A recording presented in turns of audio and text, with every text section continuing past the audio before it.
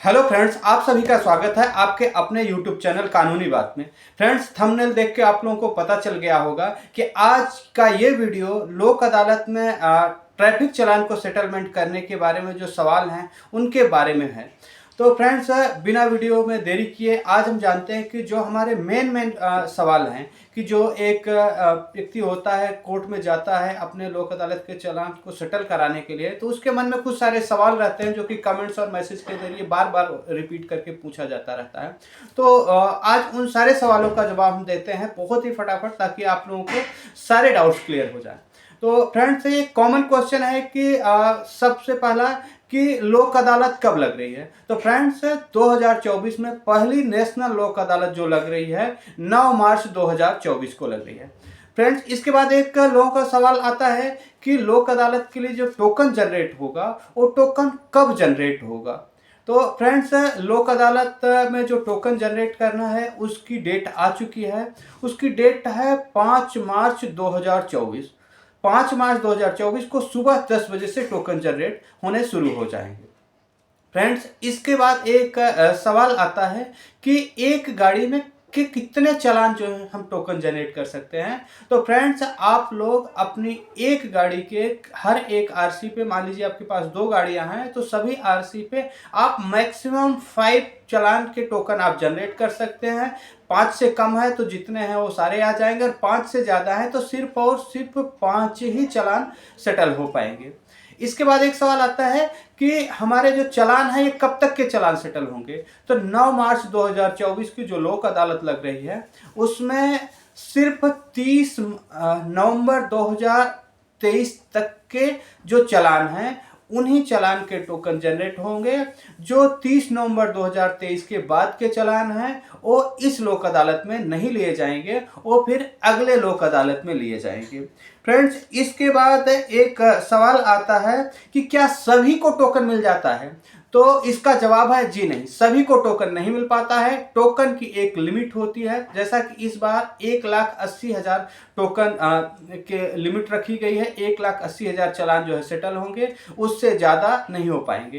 तो सवाल ये आता है कि बाकियों का क्या होगा।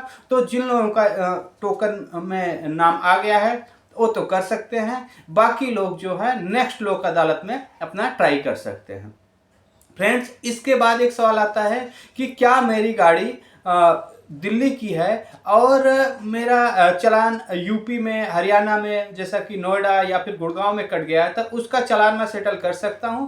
तो फ्रेंड्स, इसका जवाब है नहीं, बिल्कुल भी नहीं। अगर आपकी गाड़ी कहीं की भी हो, अगर आपका चालान दिल्ली पुलिस ने काटा हुआ है, तभी आप दिल्ली की लोक अदालत में अपना चालान सेटल कर सकते हो। अदरवाइज अगर किसी और स्टेट में अगर आपका चालान कटा हुआ है, बेशक आपकी गाड़ी दिल्ली में है, तो आप दिल्ली की गाड़ी का चालान है तो आपको जिस स्टेट में, जिस डिस्ट्रिक्ट में चालान कटा हुआ है उसी कोर्ट में जाके आपको सेटल करना होगा। ऐसा नहीं है कि दिल्ली की गाड़ी है तो दिल्ली में आके आप सेटल कर सकते हैं।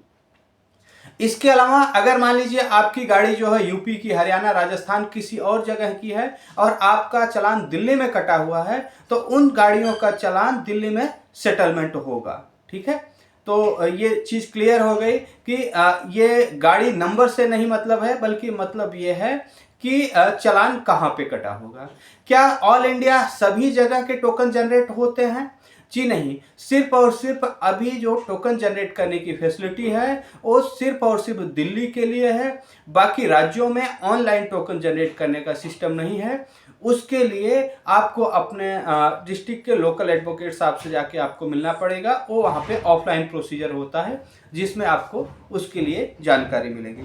साथ ही साथ एक सवाल ये आता है कि चालान का अमाउंट कितना कम हो जाएगा। सबसे बड़ा सवाल ये लोगों को लगता है कि हमारा अमाउंट मान लीजिए 20,000 का चालान है, 40,000 का है, 10,000 का है, तो कितना अमाउंट में सेटल हो जाएगा।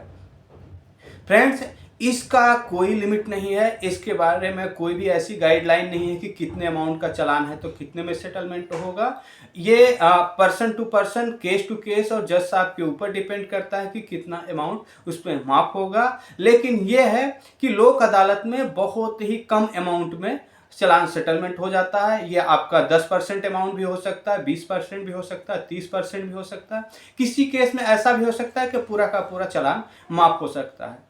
तो ये चीज़ बिल्कुल भी नहीं कह सकते हैं कि कितना अमाउंट इसमें माफ होगा या कितना नहीं होगा। इसमें आपके कोई राइट्स नहीं है, बल्कि ये जज साहब के ऊपर और आपके चालान की कैटेगरी के ऊपर डिपेंड करता है। और ये डिपेंड करता है आपने कितने सारे चालान आपके ऊपर पड़े हुए हैं और किस कैटेगरी के पड़े हुए हैं। इसके अलावा एक सवाल ये होता है कि क्या गाड़ी के ऑनर को आना जरूरी है? तो इसका जवाब है नहीं, गाड़ी के ऑनर को कोर्ट में आने की ज़रूरत नहीं है। डॉक्यूमेंट लेके कोई भी व्यक्ति या उसके एथराइज पर्सन आ सकता है या वकील साहब उसमें जाके अपना सेटलमेंट करा सकते हैं इस चीज़ के लिए। साथ ही साथ एक सवाल और आता है कि क्या इसमें एडवोकेट का करना जरूरी है या हम खुद अपना जाके अमाउंट सेटल कर सकते हैं लोक अदालत के अंदर? तो जी हाँ दोस्तों, इसमें वकील साहब की कोई ज़रूरत नहीं है। आप खुद से भी जाके अपना टोकन मिलने के बाद चालान को सेटलमेंट कर सकते हो। एक सवाल ये आता है कि क्या वकील साहब के जाने के बाद चालान अमाउंट ज़्यादा कम होता है, हमारे जाने के बाद कम होता है? तो फ्रेंड्स, इसका जवाब आप कुछ क्लियर नहीं पा सकते हो, क्योंकि कई बार ऐसा होता है कि आप भी जाके अपनी बात रख सकते हो, लेकिन ये तो बिल्कुल फैक्ट है कि वकील साहब अगर आपके साथ में जाएंगे तो आपकी बात को अच्छे तरीके से रखेंगे जज साहब के सामने। और जब आपकी बात अच्छे तरीके से जज साहब के सामने रखेंगे तो जज साहब आपकी सिचुएशन को देखते हुए जो अमाउंट होगा वो कम से कम लगाएंगे, क्योंकि आपकी प्रॉब्लम को देखते हुए। हो सकता है आप जाके उस तरीके से अपनी बात को न रख पाएं, तो एक प्रोफेशनल पर्सन की अगर आप हेल्प लेते हैं तो जरूर आपको उसका बेनिफिट मिलेगा। फ्रेंड्स, इसके बाद अगर आपके और भी कोई सवाल हैं जो अभी इस वीडियो में छूट गए हैं तो आप कमेंट्स करके बता सकते हैं कि आपने ये सवाल का जवाब नहीं दिया, तो हम अगले वीडियो में उन सवाल का जवाब जरूर लेंगे या फिर आपको कमेंट्स करके उसका जवाब जरूर दे देंगे। उम्मीद करता हूं कि आपको इस वीडियो के द्वारा आपके लगभग सारे सवालों के जवाब मिल गए होंगे। उम्मीद करता हूं कि आप सभी अपना टोकन जनरेट कर लेंगे आगामी 5 मार्च को और अपने चालान को सेटलमेंट करा पाएंगे। साथ ही साथ दोस्तों, आप सभी से एक रिक्वेस्ट है कि गाड़ी जब भी आप चलाते हैं तो ट्रैफिक नियमों का पालन किया करें। ट्रैफिक नियम हमारे फायदे के लिए होता है। जिस तरीके से कि आप लोगों का मैं देखता हूं कि मेरे पास बहुत सारे सवाल आते हैं कि मेरे 40 चालान कट गए हैं, 30 चालान कट गए हैं, हाँ, जो कि ओवर स्पीडिंग के। तो ओवर स्पीडिंग के जैसे रिपीटेड चालान अगर आपके आ रहे हैं, इसका मतलब है कि कहीं ना कहीं आप गलत ट्रैक पे हैं। हाँ, मान लीजिए आप ज़्यादातर मोबाइल फ़ोन का इस्तेमाल कर रहे हो, ये भी गलत चीज़ें हैं। तो आप अपनी हैबिट को सुधारिए। सिर्फ यही मकसद नहीं होना चाहिए कि मेरा चालान अमाउंट कम हो जाए या माफ़ हो जाए। ट्रैफिक नियम हम सबकी सुरक्षा के लिए हैं। कोई प्रॉब्लम हो, मजबूरी हो, हाई स्पीड में जाना हो, कुछ करना हो, ठीक है, ये चल सकता है। कोई अर्जेंट कॉल आ रही है, इमरजेंसी, आप लोग फ़ोन अटेंड कर सकते हो। अगर उसमें कट रहा है तो आप जाइए, जैसे आपके सामने रिक्वेस्ट करिए कि ये सिचुएशन थी। बट अगर आप इस तरीके से आदतन आप कर रहे हैं तो ये ठीक नहीं है। साथ ही साथ एक जो सबसे बड़ी प्रॉब्लम मैं देखता हूँ कि लोगों को देखता हूँ कि बुलेट जो नए लड़के चलाते हैं उसमें पटाखे की आवाज़ आती रहती है। इस तरीके के बहुत ज़्यादा चालान कटते रहते हैं, उस पर पुलिस सख्त एक्शन लेती है। ऐसे लोगों को मेरा सलाह यही है कि इस तरीके की एक्टिविटी ना करें। आप लोग युवा हो, बिल्कुल आप में जोश है, लेकिन अपने जोश को ध्यान में रखें, लोगों की परेशानियों को भी ध्यान में रखें और ऐसी आदत न रखें। अपने इस जोश को किसी सकारात्मक काम में लगाएं और इस तरीके की एक्टिविटी ना करें। आपके लिए और सभी के लिए सही है। बाकी फ्रेंड्स, अगर आपको हमारा वीडियो अच्छा लगा हो तो ज़रूर इसको लाइक करें। अगर अच्छा नहीं लगा तो आप डिसलाइक भी कर दीजिए, कोई इशू नहीं उस चीज़ में। और अपना कमेंट्स करके आप में बता सकते हैं कि क्या आपको इसमें अच्छा लगा, क्या इसमें अच्छा नहीं लगा। और अगर आपको एक हेल्पफुल लगा तो आप और लोगों तक भी इस वीडियो को शेयर करें और ज़्यादा से ज़्यादा लोगों के पास ये वीडियो पहुंचाएं ताकि उन लोगों को मदद मिल सके। तो धन्यवाद दोस्तों।